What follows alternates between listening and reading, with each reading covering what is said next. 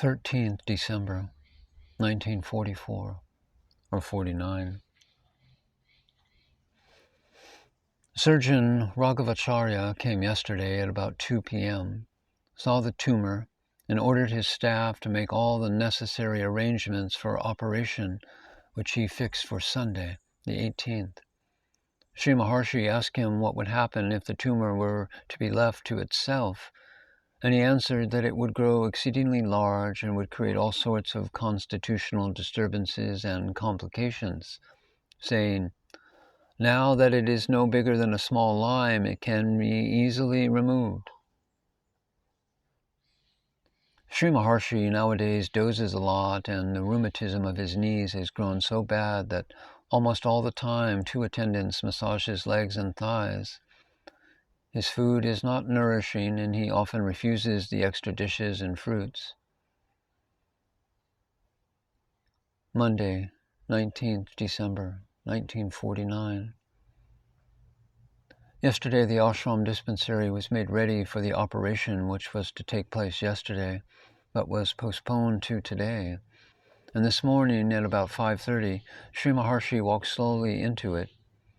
At about 6:15, before the Rahu Kalam, the operation started and continued till about 7:30, but the doctors came out only at 9:30, after having given him blood transfusions of 400 cc's of fresh blood. 21st December.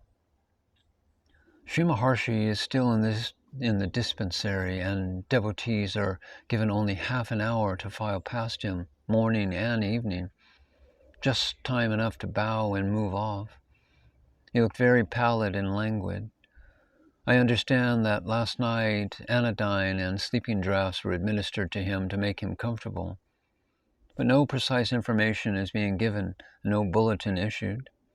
It is reported that the surgeon had warned the authorities that all that could be done for the Maharshi had been done by his system of medicine, that they were now free to do for him, the Maharshi, what they thought best, which greatly disturbed the devotees and set each of them to think of his or her pet doctor and specialist to take up the case, but none dared to suggest it.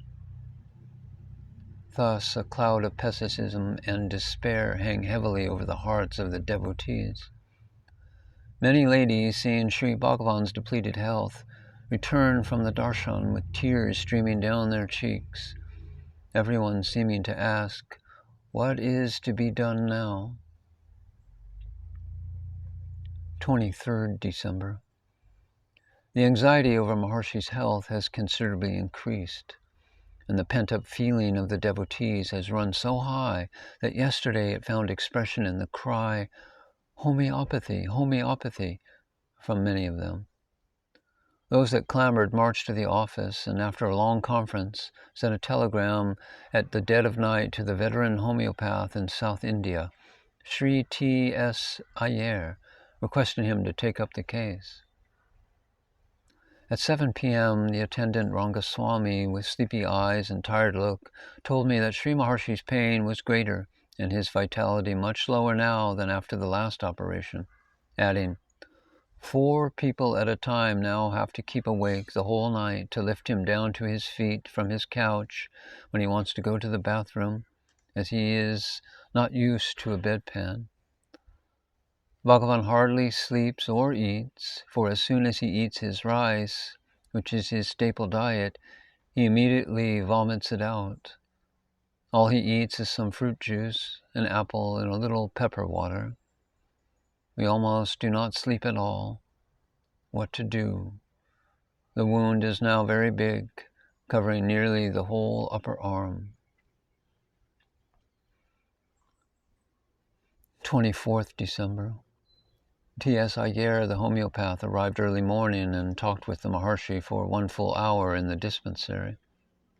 Sri Bhagavan was very gracious to him and answered all his questions, a thing he rarely does. He always respects persons older than himself.